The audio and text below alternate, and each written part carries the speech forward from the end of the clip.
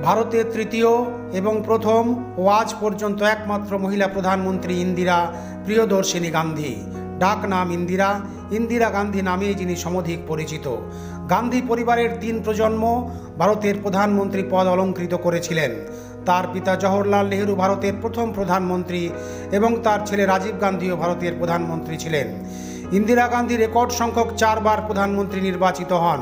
তিনি 1917 সালের 19 নভেম্বর থেকে মৃত্যুর আগে পর্যন্ত ভারতের প্রধানমন্ত্রীর দায়িত্ব পালন করেন।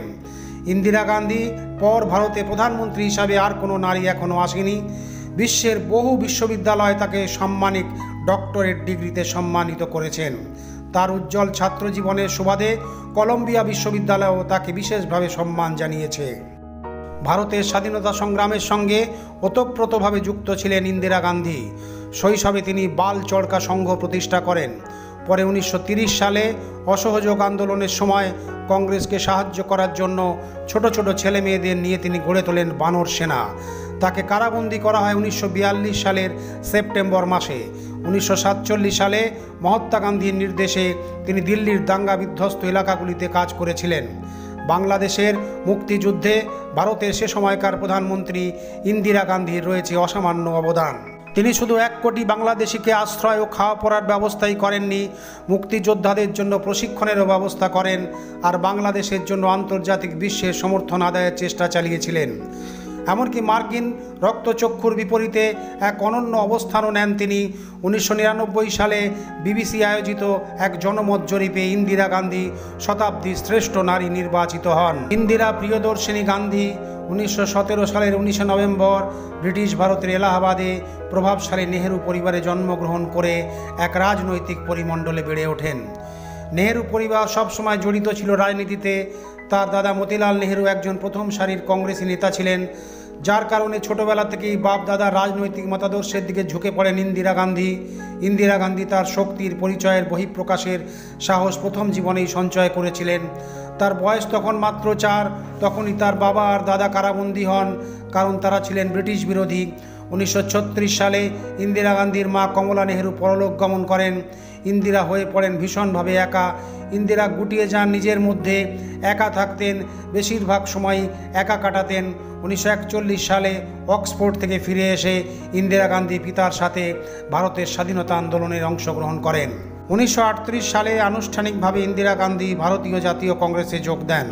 1942 সালে তিনি বিয়ে করেন সাংবাদিক ফিরোজ গান্ধীকে। বিয়ের কিছুদিন পরই তারা কারাবন্দী হন। এলাহাবাদের নৈনী কারাগারে তারা 8 মাস বন্দী থাকেন। 1947 সালে ভারত স্বাধীনতা লাভ করে ব্রিটিশ শাসন থেকে। সে বছরই ইন্দিরার বাবা জওহরলাল নেহরু স্বাধীন ভারতের প্রথম প্রধানমন্ত্রী হন। তখন থেকে ইন্দিরা প্রায় ছায়ার মতো বাবার পাশে পাশে থাকতেন।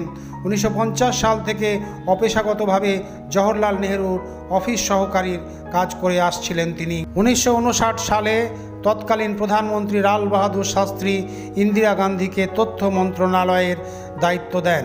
1964 সালে জওহরলাল নেহরুর মৃত্যুর পর ভারতের রাষ্ট্রপতি তাকে রাজ্যসভার সদস্য হিসাবে নিয়োগ দেন। তখন ইন্দিরা লাল বাহাদুর শাস্ত্রীর মন্ত্রিসভায় তথ্য প্রচার মন্ত্রণালয়ের দায়িত্ব পালন করেন। 1966 সালে প্রধানমন্ত্রী লাল বাহাদুর শাস্ত্রীর মৃত্যুর পর ইন্দিরা গান্ধী ভারতের প্রথম মহিলা প্রধানমন্ত্রী হিসাবে নির্বাচিত হন। 1971 সালে সাধারণ নির্বাচনে বিপুল সংখ্যক ভোট পেয়ে ইন্দিরা গান্ধী দ্বিতীয়বারের মতো প্রধানমন্ত্রী নির্বাচিত হন। 1971 সালে বাংলাদেশের মুক্তিযুদ্ধে প্রতিবেশী হিসাবে প্রতিবাদী অথচ নিরস্ত্র বাঙালিকে সাহস যোগান তিনি। ছাত্র, শিক্ষক, কৃষক, যুবকদের গেরিলা প্রশিক্ষণের ব্যবস্থা করা হয় ভারতে। এর ফলে অনেকটাই ঘুরে দাঁড়ানো সহজ হয় বাংলাদেশিদের। মুক্তিযোদ্ধারা ভারত থেকে প্রশিক্ষণ পেয়ে সশস্ত্র অবস্থায় বাংলাদেশে প্রবেশ করে একের পর এক গেরিলা যুদ্ধে পরাস্ত করে পাকিস্তানি হানাদার বাহিনীকে। বাংলাদেশকে সহযোগিতা করার জন্য ভারতের বিরুদ্ধেও পাকিস্তান যুদ্ধ ঘোষণা করলে সেখানেও এক হয়ে পাকিস্তানের বিরুদ্ধে তিনি যুদ্ধের নির্দেশ দেন। বাংলাদেশের লাখ লাখ শরণার্থীকে সেবা যত্ন করায় ইন্দিরা গান্ধীর এই কাজকে যীশুখ্রিস্টের কাজের সঙ্গে তুলনা করেছেন নোবেলজয়ী মাদার তেরেসা। তারা সবাই ঈশ্বরের সন্তান শীর্ষক একটি বইয়ে তেরেসা এই বিষয়টি উল্লেখ করেন।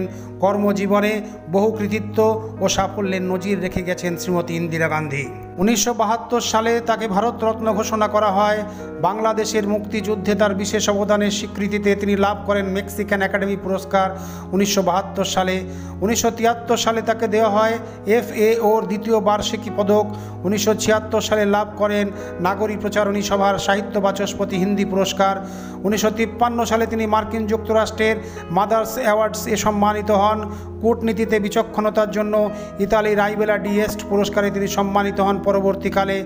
এছাড়াও লাভ করেন Yale university Howland memorial prize. French institute of public ওপিনিয়নের এক জনমত সমীক্ষার নিরিখে 1967 এবং 1968 সালে পরপর দুবার বিশ্বের সেরা মহিলা খেতাবে সম্মানিত হন তিনি। একইভাবে 1971 সালে মার্কিন যুক্তরাষ্ট্রের গ্যালপ পোল সার্ভের বিচারে বিশ্বের সবচেয়ে বেশি প্রশংসিত ব্যক্তি হিসেবে তাকে সম্মান জানানো হয়। এছাড়াও একই বছর প্রাণী ও জীবজন্তুর প্রতি তার বিশেষ যত্নের স্বীকৃতিতে আর্জেন্টাইন সোসাইটি তাকে বিশেষভাবে সম্মানে ভূষিত করেন। একটানা 1966 সাল থেকে 1977 সাল পর্যন্ত ভারতের প্রধানমন্ত্রী হিসাবে দায়িত্ব পালন করেন ইন্দিরা গান্ধী। 1975 সালে তিনি দেশে শান্তি ও শৃঙ্খলা ফিরিয়ে আনতে বিশেষ জরুরি আইন জারি করেন। এজন্য সমালোচিত হন ইন্দিরা গান্ধী। এরপর 1980 সালে চতুর্থবারের মতো নির্বাচনে বিজয়ী হয়ে প্রধানমন্ত্রী হন ইন্দিরা গান্ধী। সব মিলিয়ে প্রায় 15 বছর ভারত শাসন করেছেন ইন্দিরা গান্ধী। তুখর রাজনীতিবিদ ইন্দিরা গান্ধী প্রতিভার স্বাক্ষর রেখে গেছেন ভারতে। ব্যক্তিগত জীবনে অত্যন্ত শৌখিন মানুষ ছিলেন ইন্দিরা গান্ধী। ইন্দিরা গান্ধী জন্ম দেন দুটি পুত্র সন্তান সঞ্জয় এবং রাজীব। তার ছেলে রাজীব গান্ধী ভারতের প্রধানমন্ত্রী ছিলেন। পুত্র সঞ্জয় গান্ধী বিমান দুর্ঘটনায় মারা যান। 1980 সালে ভারতে বিচ্ছিন্নতাবাদী শিখদের একটি আন্দোলন দানা বাঁধে। গান্ধী তা দমন করার চেষ্টা করেন। 1984 সালের জুন মাসে ইন্দিরা গান্ধীর আদেশে শিখদের পবিত্র ধর্মশালা স্বর্ণ মন্দিরে ভারতীয় সেনা হানা দেয়। তার খেসারত ইন্দিরা গান্ধী দেন সে বছরই 31 অক্টোবর। অপারেশন ব্লু স্টার নামে এই অপারেশন চলাকালীন স্বর্ণ মন্দির নামে পরিচিত শিখদের সর্বোচ্চ তীর্থ হরমন্দির সাহিবে সেনা অভিযানের প্রতিশোধ কল্পে শ্রীমতী ইন্দিরা গান্ধীর নিজের দুই শিখ দেহরক্ষী সতবন্ত সিং ও বিয়ন্ত সিং তার জীবন প্রদীপ নিভিয়ে দেয়। এই ঘটনা ভারতের ইতিহাসে ইন্দিরা গান্ধী হত্যাকাণ্ড নামে পরিচিত। মৃত্যুর ঠিক একদিন আগে ওড়িশায় এক ভাষণে ইন্দিরা গান্ধী বলেন, আজ আমি বেঁচে আছি, কাল নাও থাকতে পারি। শেষ নিঃশ্বাস পর্যন্ত আমি দেশের জন্য কাজ করব। আমি মারা গেলে আমার রক্তের প্রতিটি ফোঁটা ভারতকে শক্তিশালী করবে ও একটি অখণ্ড ভারতকে বাঁচিয়ে রাখবে।